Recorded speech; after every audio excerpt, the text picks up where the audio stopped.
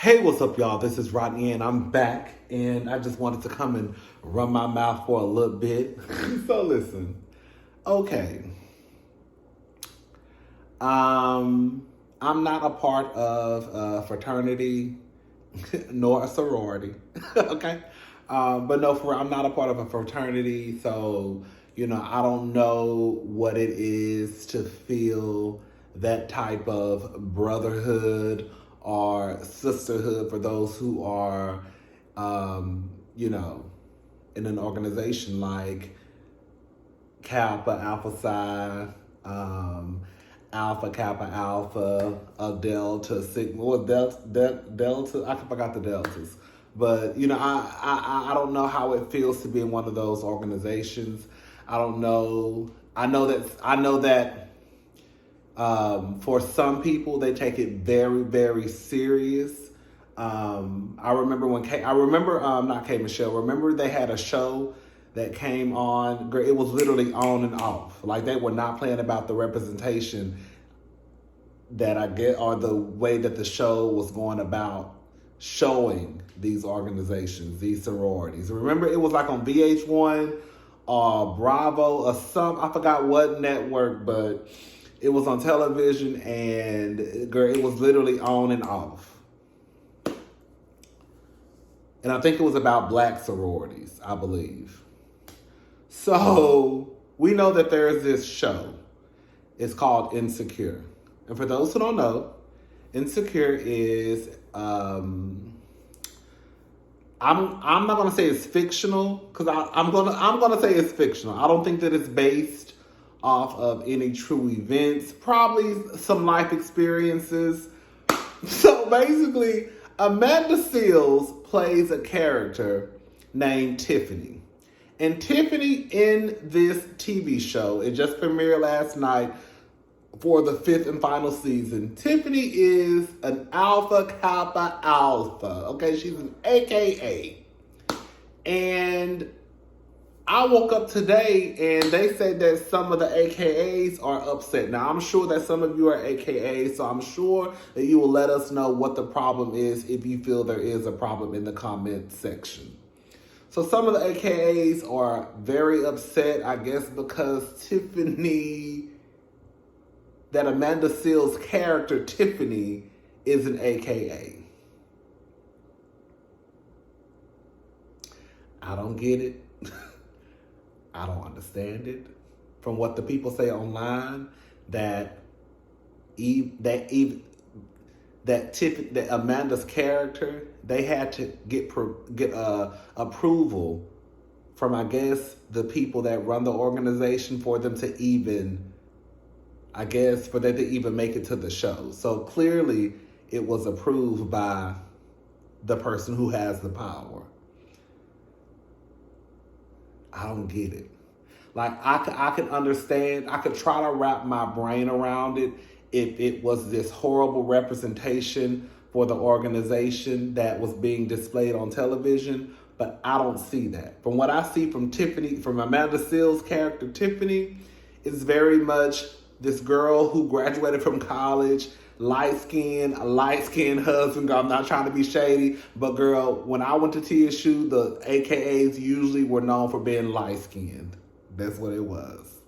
The few dark-skinned girls, they probably got in there because of legacy. We just gonna keep it all the way 100. That's what I was always told. The AKAs were basically light-skinned, and that's what it is. But you got Tiffany, who's this light-skinned girl who is married to a light-skinned man, has a light-skinned baby. They ain't ghetto, they ain't hood, they ain't ratchet. Like, to me, what Tiffany, the character that Amanda plays, Tiffany, I don't think it's a bad representation, or you should be. I could see if Tiffany was this hood rat bitch from the block who popping necks and throwing bottles and fighting with her AKA uniform on, then I could see how that could be problematic, because it's like, girl, you want to put this black woman on television and then throw some letters down her chest, and this is her character. This is how you want. So I could see if that was the case, but that's not the case. So I really don't understand why people are so upset that Tiffany, a character, is playing an AKA, which they say was approved by the people with the power. Y'all, it's too much shit going on in the world for y'all to be pissed off about a TV show. And it's not even bad representation. It's too much shit going on. I'm sorry. It's too much. It's literally too much going on for y'all to wake up and be pissed off about something like this. We can be pissed off. We can be pissed off at a lot of stuff at the same time. But I just think this is one of those things where it should have been like, okay, girl, I think the people who are not pissed off need to get in contact with your sisters who are pissed off, and y'all need to have a kumbaya moment. And y'all need to tell them to calm down. It's a TV show. It's not real. And the person that's an AKA in the TV show, she ain't even ghetto fish. I could see if she was a ghetto bitch. I could see how you could be pissed off.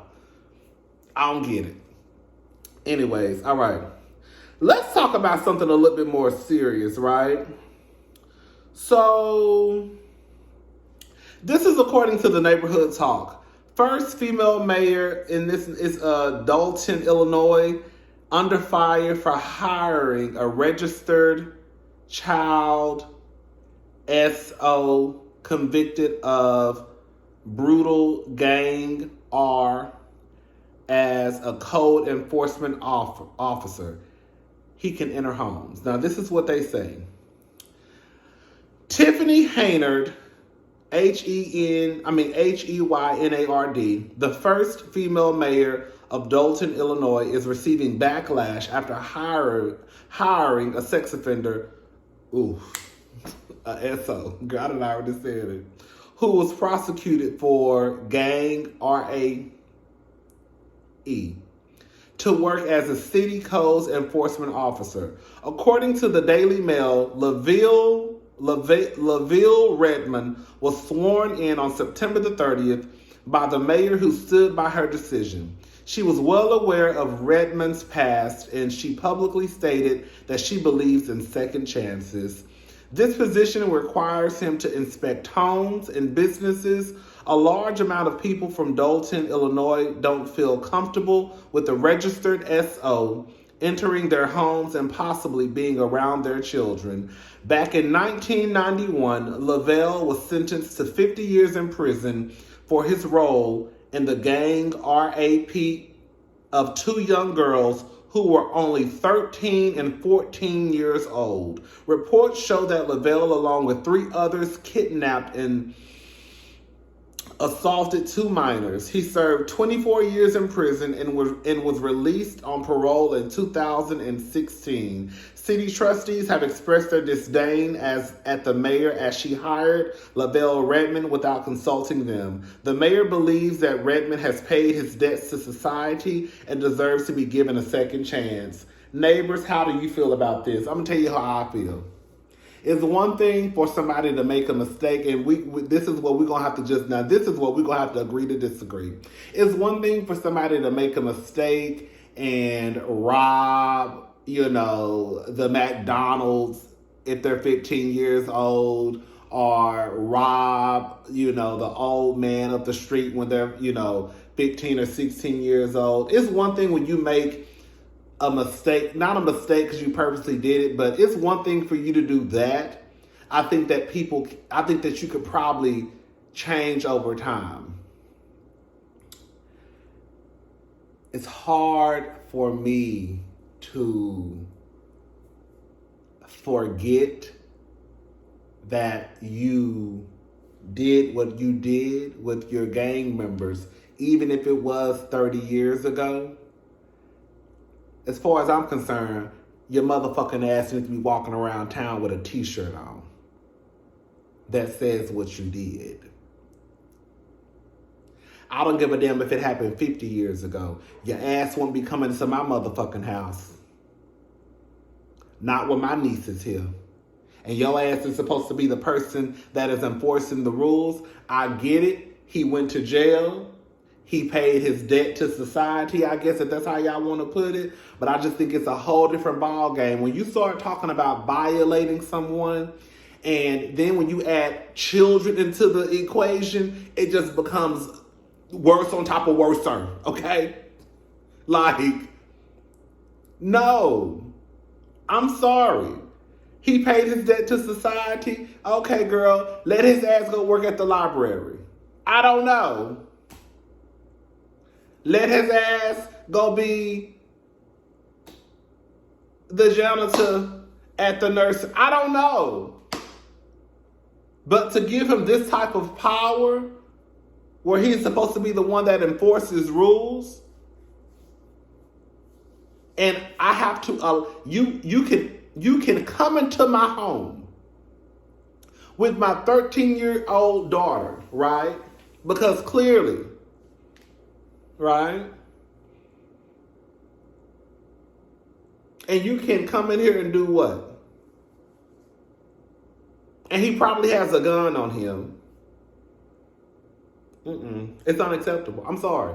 I don't take, if y'all don't know, if y'all ain't figured it out by now, when it comes to assault, period, across the board, I don't take that lightly. When it comes to children being assaulted, I damn sure don't take that lightly. It's never happened to me.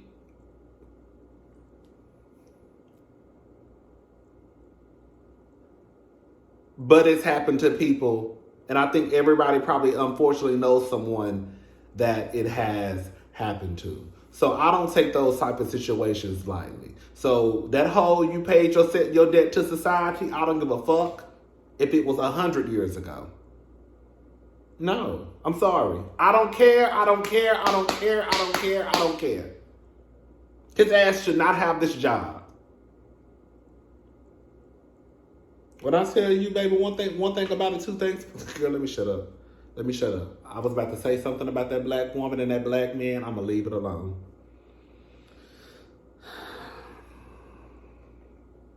I wouldn't trust that bitch either.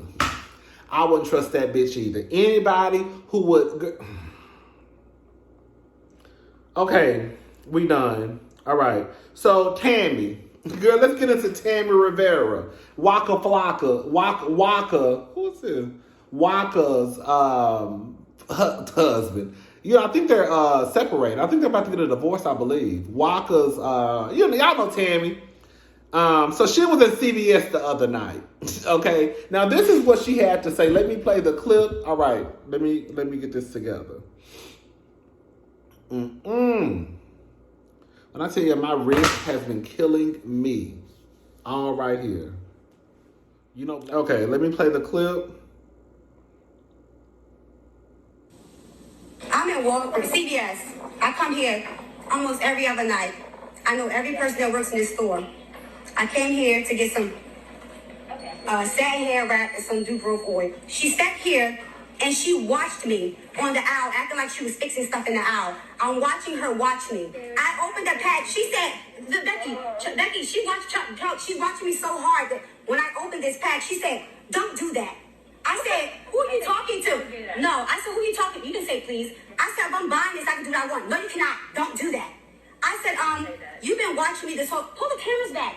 And I come in here almost every other night. Every employee who works here knows me, but her. She must be new. But she sat there and watched me on the aisles and told me to not open. And it was the mannerism in which you spoke to me like I was a child. Don't do that.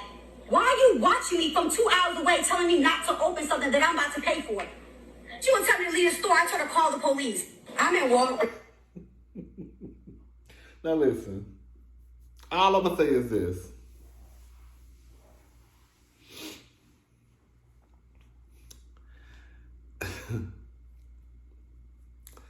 I don't really know any stores where you can go in and just start opening up packages without paying for it and then the people not think or say something. Girl, you can't even take your ass into Ross. Girl, for the girls who still shop at Ross, I go to Ross when I need like my wife beaters and stuff. You know, girl, you can't even go in the Ross no more and open up packages. Back in the day, you know, you would open up a package and look at it to see what size, like if it's like some wife beaters or like some undershirts, right? You will open up the package to look at the size of the shirt and all that stuff. Baby, when you go on the Ross now, baby, they have signs up all around the goddamn underwear and girl socks and white beaters and please do not open up packages. Baby, they will have them packages taped down. And if they can, they will put a sensor on it so you can't, like if it's the kind where you can like unzip and or zip, they'll have a sensor on it where you can't even unzip it. So all I'm saying is, I'm not saying that Tammy, that some more stuff probably didn't happen in this situation. But what I am saying is, Tammy, girl, you was in the aisle opening up some shit that you hadn't paid for. Which means, therefore, it did not belong to you. Which means, therefore, it still belonged to CVS. I'm sorry, y'all. That's just how I look at it. I understand the girls be getting racially profiled nowadays. But girl, you was in the motherfucking store opening up some shit that you didn't pay for. Plain as day. Girl, I'm sorry. I don't give a damn how often you go into that CVS. I think at this point in life, we know that you should not open up shit that you ain't paid for, especially if you have not received permission. Now, you may go into some stores and they may be okay with it, right? They may be okay. You may go into, hey, can I open up these shirts real fast to look at it? Oh, yeah, you can go ahead and open them up, right? But I think that if I went into a store and somebody said something to me about opening up something, while I would probably be pissed off like, bitch, fuck you, hoe. After I came down, girl, you know you shouldn't have been opening up that, girl. I don't know. Maybe I'm off on. Am I off on this one, y'all? Am I wrong? Tammy should feel some type of way about the employee saying something to her about something that she hadn't paid for yet.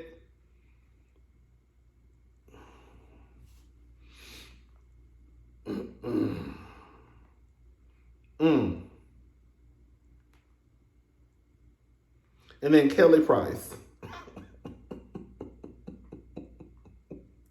Kelly Price has conversation about Bird Box. Y'all know I don't call it I call it Bird Box now. My sister said, why you call it Bird Box? I said, because once upon a time, girl, we was literally all walking outside not knowing what was in the air. Hello? Girl, literally, we were walking around here like X-Men. Remember Rogue off of X-Men? How you could touch somebody and kill them? Girl, that was us. Girl, everybody. Girl, you could literally go touch your grandmama and kill your grandmama. Hello? So anyways, conversations about C19. Kelly Price. So she's having, join me on IG Live as I put real names and faces to the numbers and statistics and a conversation about COVID and the long-term effects it can have after you are, God, I already said COVID. I be trying not to say it, but clearly I done said it. After you are COVID-free. Monday, October the 25th, 8 p.m. Eastern Standard Time. Special guests Tiffany Crumble and Joe David Crumble Jr.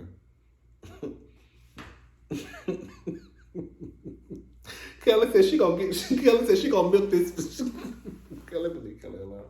Shout out to Kelly Price. Kelly, girl, if y'all want to go over there and have an honest conversation about the 19 and all that good stuff, go on over there. I think it's probably about is it already over? What's today? Oh, today is the 25th.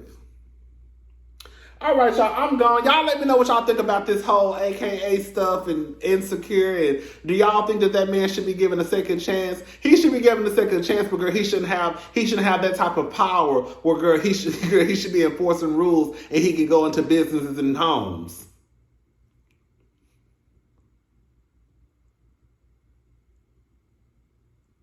All right, y'all, I'll talk to y'all. Do y'all think Tammy was wrong or right? All right, I'll talk to y'all later. Bye.